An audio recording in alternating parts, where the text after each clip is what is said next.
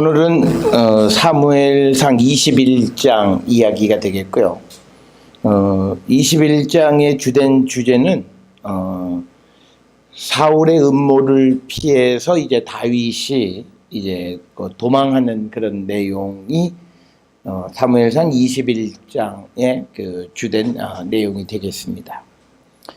그래서 이제 처음 그 1절부터 이제 21장 15절까지는 이제 다윗이 사울을 피해서 도망하는 과정 속에서 먼저 그 아히멜렉이 제사장으로 있는 노브로 피신해서 그 도움을 받는 이야기가 21장에 기록이 되어진 그런 이야기가 되겠습니다. 그래서 21장 1절에 보면 다윗이 노베 가서 제사장 아히멜렉에게 이르니 아히멜렉이 떨며 다윗을 영접하여 그에게 이르되 어찌하여 내가 홀로 있고 함께하는 자가 아무도 없느냐라고 하는 겁니다. 이 지금 여기서 이제 우리가 이 노비라고 하는 지명 그리고 또 하나는 이 아히멜렉이 왜 떨었냐라고 하는 거죠.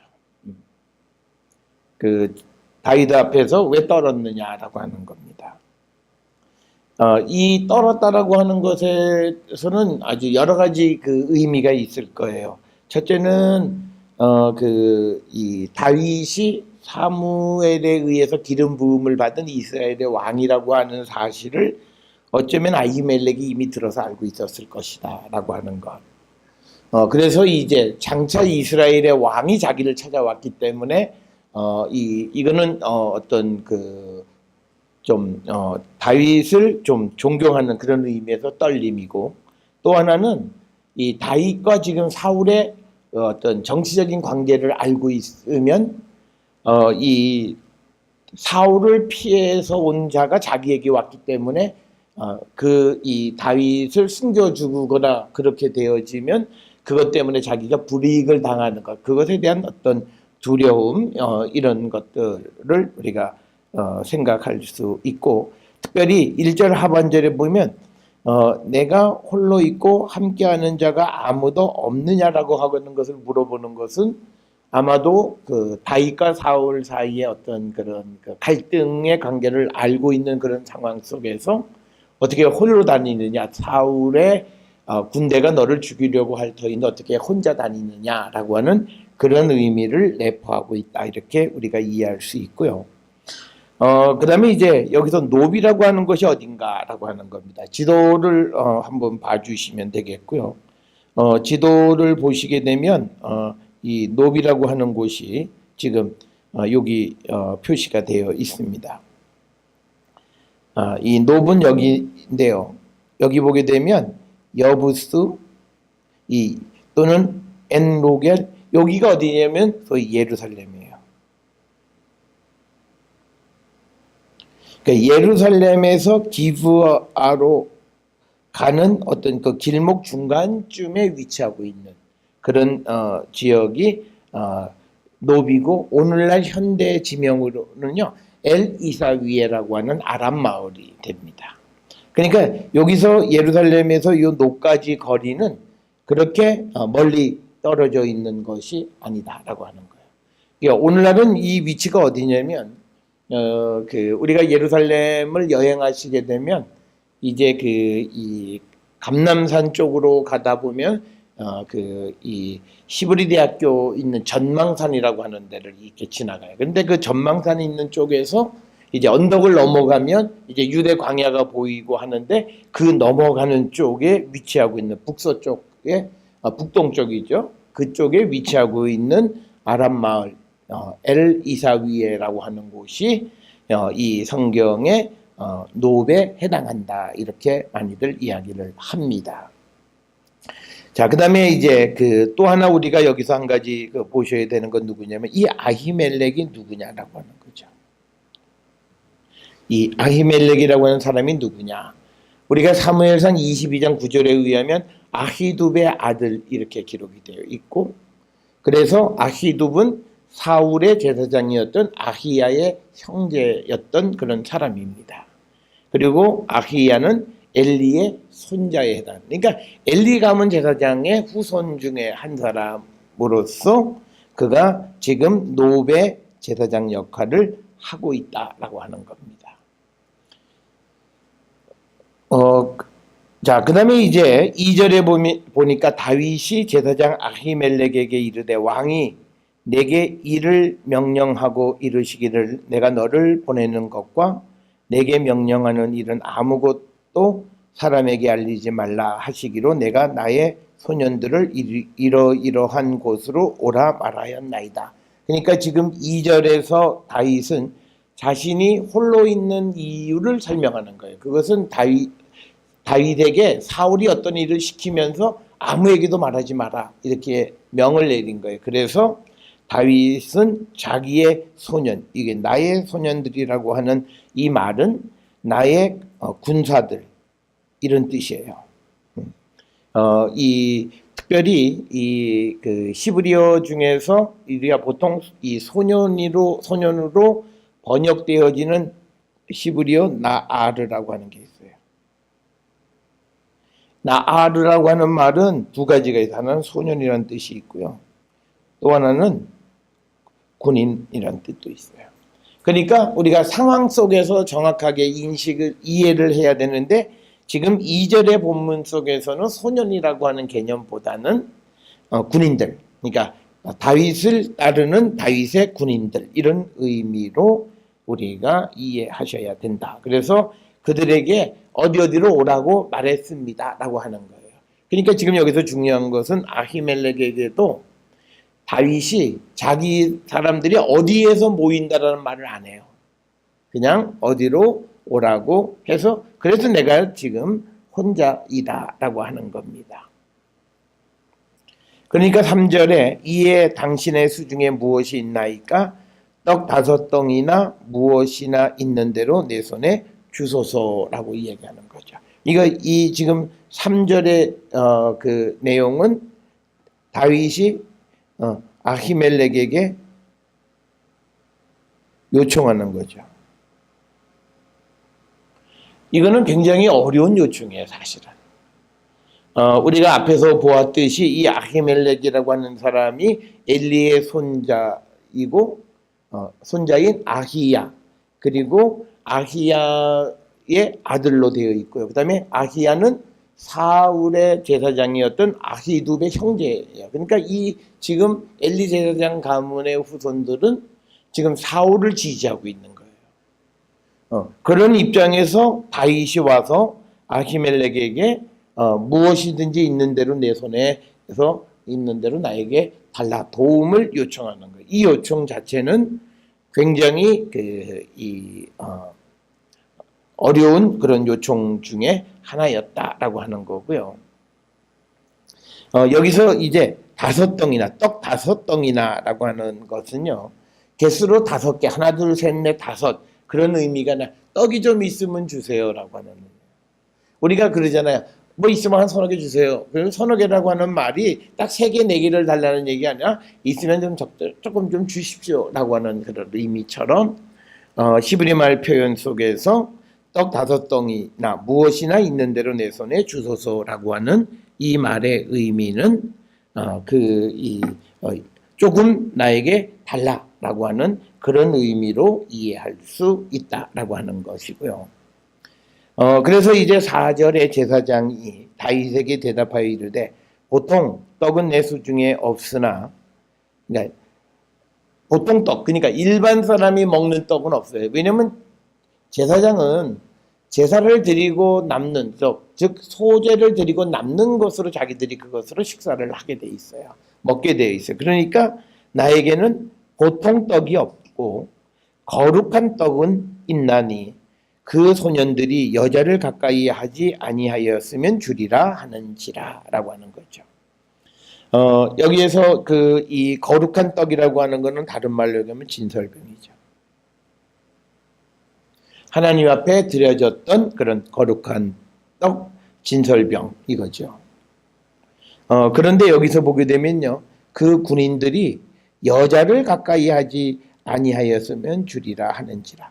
그러니까 여기서 우리가 중요하게 생각해야 되는 건 이 지금 본문에서 여성을 부정하게 생각하는 그런 표현은 아니에요. 이 표현은 레위기 15장 18절에 보면 남녀가 동침하여 설정하였거든 둘 다 물로 몸을 씻을 것이며 저녁까지 부정하다라고 하는 거예요. 그러니까 지금 여기에서 얘기하는 게 뭐냐면 군인들이 여자를 가까이 여자와 동침을 했다면 그들은 부정하다. 그러니까 만약 그렇지 아니하였다라면 내가 그 떡을 주겠다 이렇게 이야기를 하는 겁니다. 우리가 그냥 성경에서 기록을 통해서 보면요, 우리가 그러면 거룩한 사람은 누구나 떡을 먹을 수 있냐? 원래 우리가 기준은 그게 아니죠. 제사를 드리고 난 떡은 제사장들에게 주는 몫이고, 그리고 그건 제사장 가문에 있는 사람들이 먹게 되어 있는 거죠. 그런데 지금 오늘 본문에서는 제사장이 아닐지라도 거룩하기만 하면 떡을 먹을 수 있다라고 하는 거예요.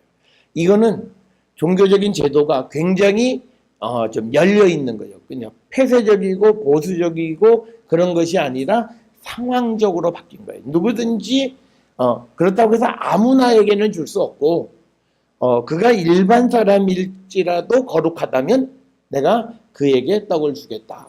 그런데 여기서 떡을 주는 이유는 뭐냐면요, 그들이 배고픔이에요.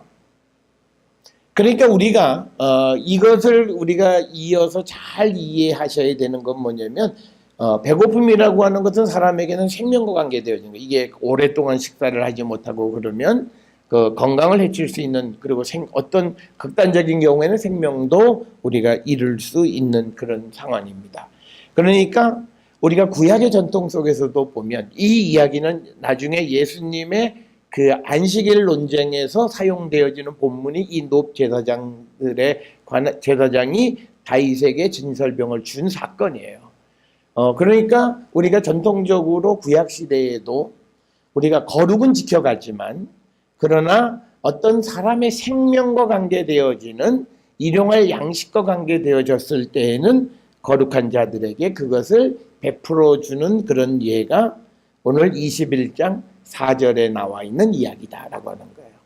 그래서 이런 이야기들은 굉장히 유대 사회가 또는 유대인들의 상황이 어려울 때의 이야기예요. 그 어려울 때라고 하는 것은 뭐냐면 바벨론 포로로 갔으면 어떤 이들은 식량을 먹을 수 있고 어떤 이들은 배고플 수밖에 없는 상황에 직면하게 될 때 단지 거룩하지, 그러니까 이게 종교적인 것이다, 이게 그것 때문에 그냥 다른 사람이 배고파서 고통당하는 것을 그냥 내버려 둘 수 없다. 그가 그것을 먹을 수 있는 거룩함만을 그가 지킨다면 그도 얼마든지 이 떡을 먹을 수 있다라고 하는 그런 해석이 가능하게 된 것이 이 21장 4절의 이야기고요. 그래서 이 사무엘상 21장에 나와 있는 이런 종교적인 즉 거룩에 대한 해석 이런 것들은 후대 시대 때 것이다라고 하는 거죠. 어떤 우리가 이 출애굽기에 나와 있거나 레위기나 민수기에 나와 있는 그런 어떤 조금은 원리 원칙적인 그런 상황은 조금 다른 그런 상황을 반영하고 있는 당시의 상황 윤리를 반영하고 있다라고 하는 것, 그것을 우리에게 보여주는 구절이다라고 하는 겁니다. 그 다음에 이제 5절에 다윗이 제사장에게 대답하여 이르되 우리가 참으로 3일 동안이나 여자를 가까이 하지 아니하였나이다. 그러니까 여기서 특별히요, 이 3일이라고 하는 것은 뭐냐면 어떤 기간된 온전한 이런 개념이에요. 우리는 온전히 거룩하다. 여자를 우리가 뭐 어저께 전날 밤에 여자를 가까이 하지 않은 그런 것이 아니라 이미 3일 동안이나 여자를 가까이 하지 않았다. 이 말은 뭐냐면 우리는 충분히 거룩하다라고 하는 겁니다. 그래서 하지 아니하였나이다. 내가 떠난 길이 보통 여행이라도 소년들의 그릇이 성결하겠거든 하물며 오늘 그들의 그릇이 성결하지 아니하겠나이까 라고 하는 겁니다. 여기서 말하는 그들의 그릇이라고 하는 표현이 뭐냐라고 하는 겁니다. 소년들의 그릇이라고 하는 것이요. 첫째는 이건 무기를 얘기하는 거예요. 소년들이 가지고 있는 그 무기를 의미하는 것으로 이해합니다. 왜냐면 그 시브리 말에 클레이라고 하는 거예요. 지금 여기 보면 클레이라고 하는 말은 이건 뭐 도구 이런 것들을 얘기해요. 그 다음에 이게 또 클레이 아나신 그러면 사람들의 장식품 뭐 이런 것. 그러니까 어떤 사람이 가지고 있는 그러니까 여기서 말하는 소년들이 가지고 있는 무엇 도구 그건 뭐냐면 이 소년들이 그 군인이라면 그것은 아마도 그 무기일 것이다라고 이렇게 설명을 하고 있고요. 그 다음에 이제 또 하나 우리가 설명할 수 있는 이 그릇이라고 하는 것은 뭐냐면요. 그 군인들의 성기에 대한 완곡한 어법이다라고 하는 거예요. 그래서 우리가 성경은 우리가 꼭 기억을 하셔야 돼요. 성경에서는 그 거룩한 하나님의 말씀을 기록하고 있는 책이기 때문에 어떤 부정적인 것들 이런 것들을 잘 표현하지 않아요. 그래서 우리가 특별히요 우리말 성경 번역에서도 문제가 있는 건 뭐냐면 뭐 강간했다 이런 표현을 쓰면 안 돼요. 시브리어의 원문에서는요 일부러 그 표현을 돌려서 완곡하게 표현했는데 그것을 번역하는 사람이 뜻을 분명하게 해준다고 해서 그거를 뭐 강간했다 이렇게 기록하면 안 된다는 거예요.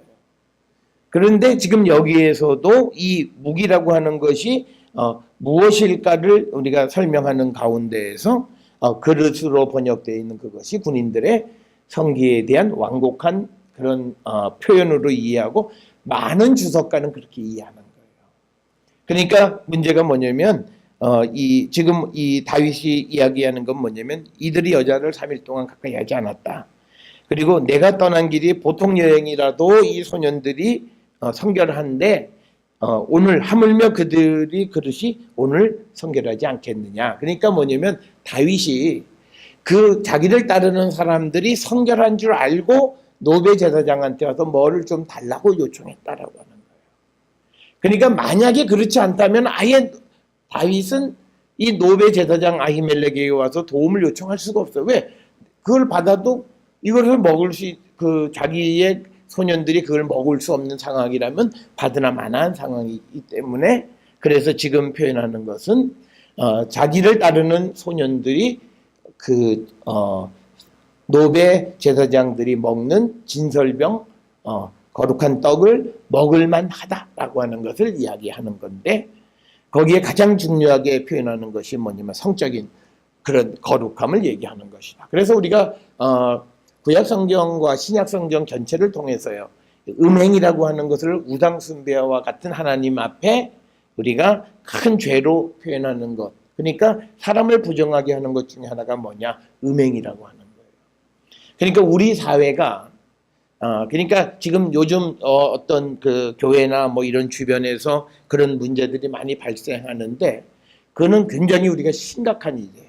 왜냐하면 성경 자체가 음행, 음란 이런 것들에 대해서 아주 우상숭배처럼 아주 강력하게 금하고 있기 때문에 그래서 오늘 주시는 이 본문에서도 이 그릇이라고 하는 것을 그 군인들의 성기에 대한 완곡한 어법으로 보통 이해를 하고 있다. 그래서 5절에서 다윗이 제사장에게 대답한 것은 나를 따르는 소년들이 그 떡을 먹을 만하다. 거룩한 떡을 먹을 만하다라고 하는 그런 의미로 대답을 한 거고 그 다음에 이제 6절에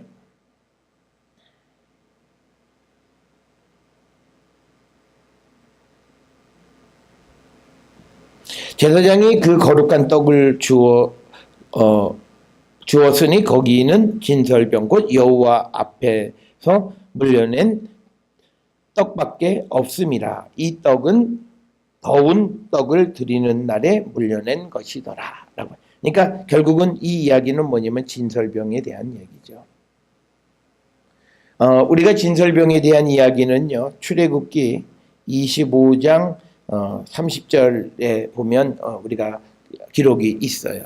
그래서 우리가 그 진설병은 상 위에 그러니까 하나님의 그 법궤가 있는 그 막 앞에 있는 상에 양쪽에 6개씩 6개씩 12덩어리. 그래서 각 지파를 상징하는 그 떡 덩어리가 있다라고 하는 거죠. 그것을 우리가 흔히 진설병이다 이렇게 이야기를 합니다.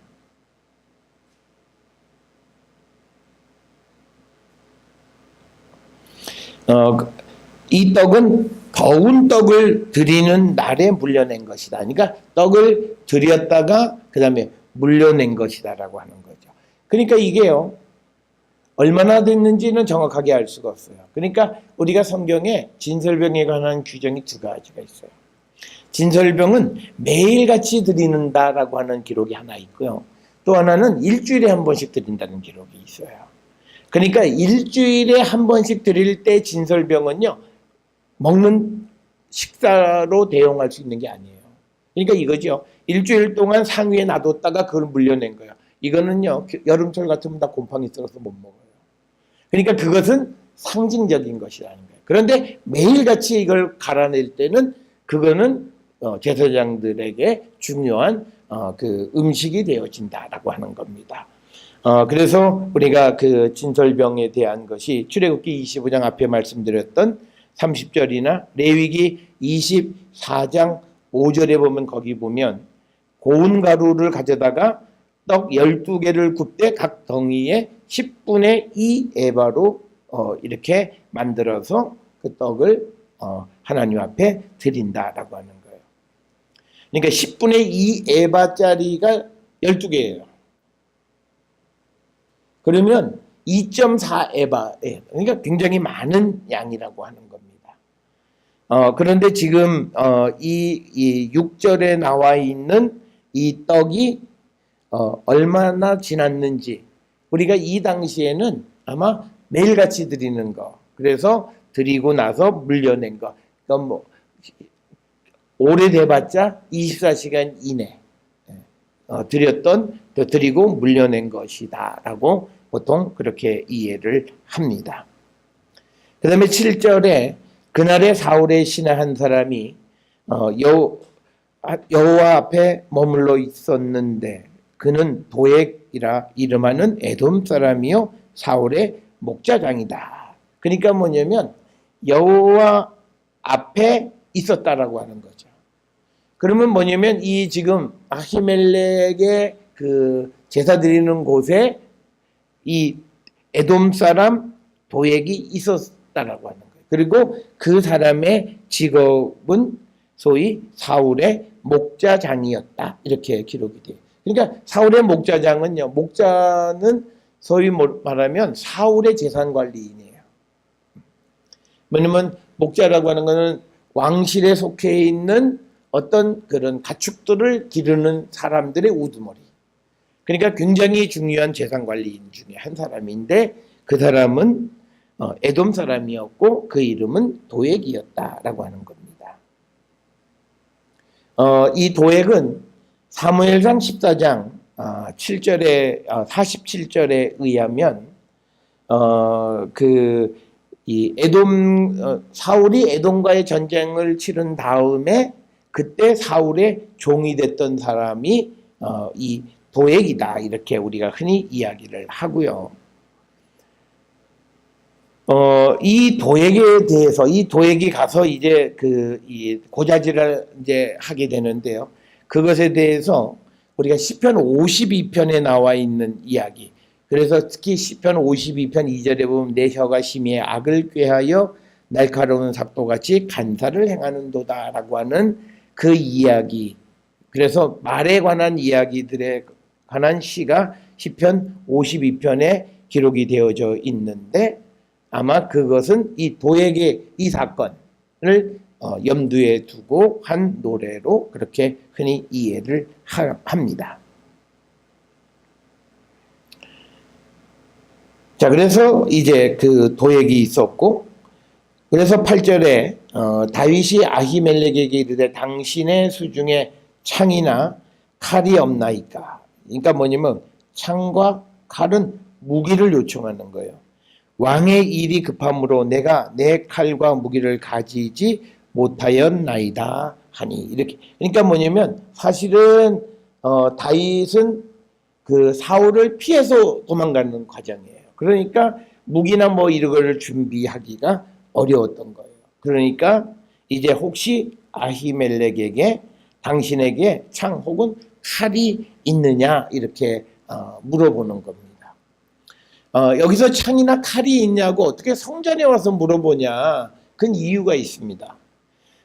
이 고대 시대 때에는요, 적장과 전쟁에서 적장으로부터 칼을 전리품으로 받거나 또는 그의 그 투구나 이런 거를 우리가 빼앗으면 그거를 하나님 앞에 바치는 거예요.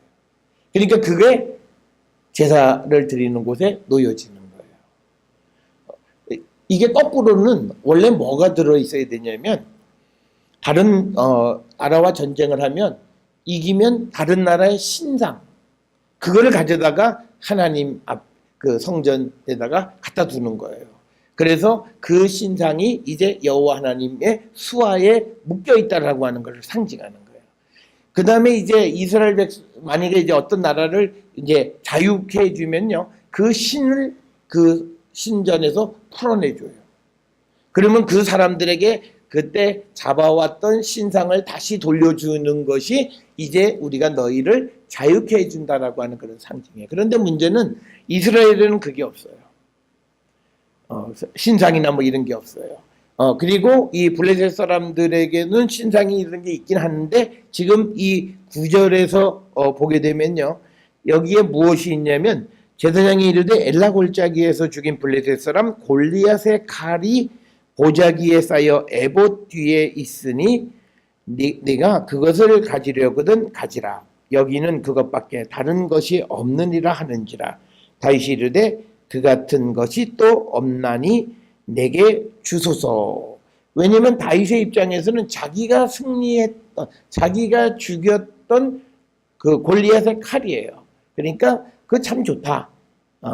그래서 우리가 이런 전리품을 성전에 보관하는 그런 습관을 마치 이것을 트로피같이 성소에 보관하는 그런 습관. 그래서 이제 다윗은 이 골리앗의 칼을 손에 넣게 됐다라고 하는 겁니다. 그래서 10절에 그날에 다윗이 사울을 두려워하여 일어나 도망하여 가드 왕 아기스에게로 갔다라고 하는 겁니다. 자, 여기서 이제 지도를 좀 보시게 되면요. 지난번에도 이 지도 우리가 한번 본 그 지도인데요.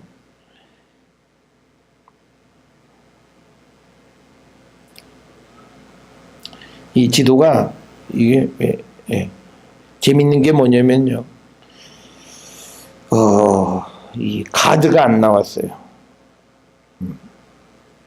그러니까 우리가 가드로 추정하는 곳이 어디냐면 텔 에사피라고 하는 곳이에요.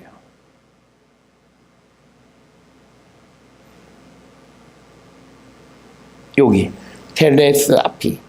그런데 조금 전에 우리가 보았던 소위 노비라고 하는 곳은 어디냐면 예루살렘 북쪽 한 이쯤에 위치하고 있는 거예요. 그러면 다윗이 이제 도망을 왔다라고 하는 거죠. 그래서 다윗이 도망온 곳이 여기서부터 이 가드로 도망가게 됐다라고 하는 겁니다. 그런데 도망가게 된 이유가 이제 사울을 피해서 갔다라고 하는 겁니다.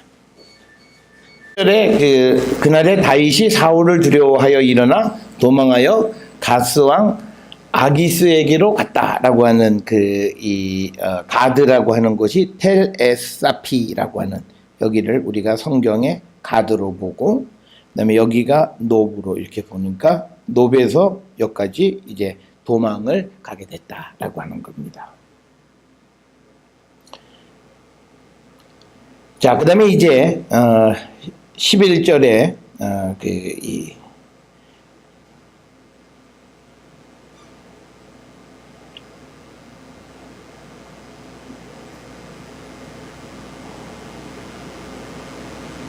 아기스의 신하들이 아기스에게 말하되 이는 그 땅의 왕 다윗이 아니니까 라고 하는 거죠. 자, 여기서 이제 한 가지 재미있는 사실이 뭐냐면요, 이제 사람들이 이 다윗에 대해서 왕으로 부른다는 거죠. 그 땅의 왕 다윗이 아니니까. 그래서 우리가 춤추며 이 사람의 일을 노래하여 이르되 사울이 죽인 자는 천천히요 다윗은 만만이로다 하지 아니하였나이까 한지라. 그러니까 이제 뭐냐면 아기스의 신하, 즉 가드에 있는 어떤 이 관리들이 이제 자기 왕에게 말하는 거예요. 이 사람 다윗 왕 아니냐. 그리고 이스라엘 사람들이 말하기를 다윗이 죽인 자는 만만, 사울이 죽인 자는 천천이라고 노래했던 그 사람이 아니냐 이렇게 이야기를 합니다. 특별히 여기 등장하는 이제 아기스라고 하는 그 사람의 이름은요, 실제로 기록에서도 우리가 볼 수 있는 그 이름이 됩니다. 특별히 우리가 보게 되면요, 지금 이제 그 아기스라고 하는 그 왕의 이름이 기록되어져 있는 소위 말하면 비문의 비문. 이 비문이 소위 뭐냐면 에글론 비문이라고 하는 게 에글론에서 발견된 비문인데 여기에 내용 중에 가드왕 아기스라고 하는 이름 아기스 왕에 대한 언급이 있는 것이다. 그러니까 적어도 우리가 알 수 있는 것은 성경에 등장하는 아기스라고 하는 그 이름이 어떤 역사 가공적인 것이 아니라 역사적 사실을 근거로 해서 기록되어진 왕의 이름임을 우리가 알 수 있다라고 하는 겁니다.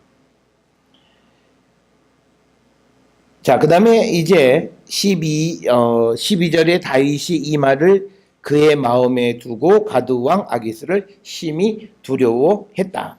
그러니까 뭐냐면 다윗이 사울보다도 훨씬 뛰어난 장수다라고 하는 그 이야기를 듣고 혹시나 이 아기스가 자기를 죽이지 않을까라고 하는 거예요. 그리고 또 하나는 사람들이 뭐라고 얘기하냐면 다윗은 왕이다.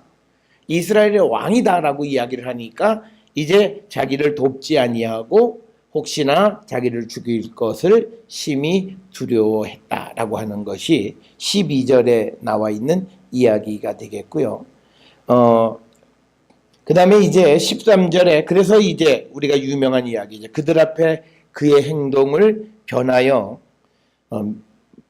미친 채 하고 대문짝에 그적거리며 침을 수염에 흘렸다라고 하는 거죠. 그러니까 뭐냐면 자기가 마치 미친 사람 행세를 했다라고 하는 거예요.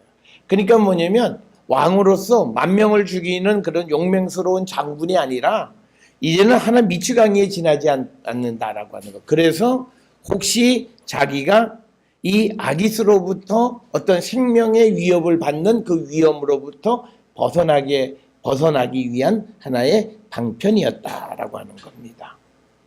그 다음에 여기서 이제 대문짝이라고 하는 이 대문짝은 뭐냐면요, 성의 문들을 얘기하는 거죠.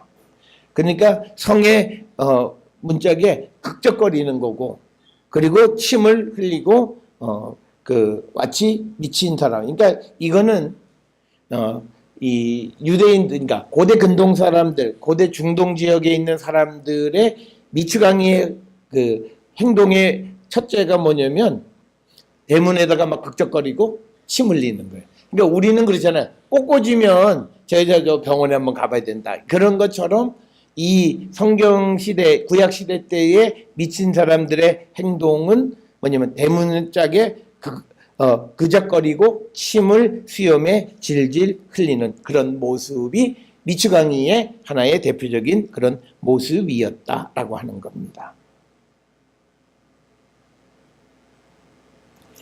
자, 그래서 이제 14절에 그러니까 아기스의 신하 아기스가 그에게 이르되 너희도 보거니와 이 사람이 미추강이로다 어찌하여 그를 내게로 데려왔느냐. 그러니까 왕이 역정을 내는 거예요. 야, 보기에도 이 다윗은 미추강인데 왜 나한테까지 데려왔느냐. 이렇게 신하들을 이제 꾸짖는 건데 그것은 이제 다윗이 자기가 미친 짓을 했기 때문에 그래서 미추강이처럼 여겨졌고 그래서 다윗이 아기스가 다윗을 쫓아내는 그런 계기가 되었다라고 하는 겁니다.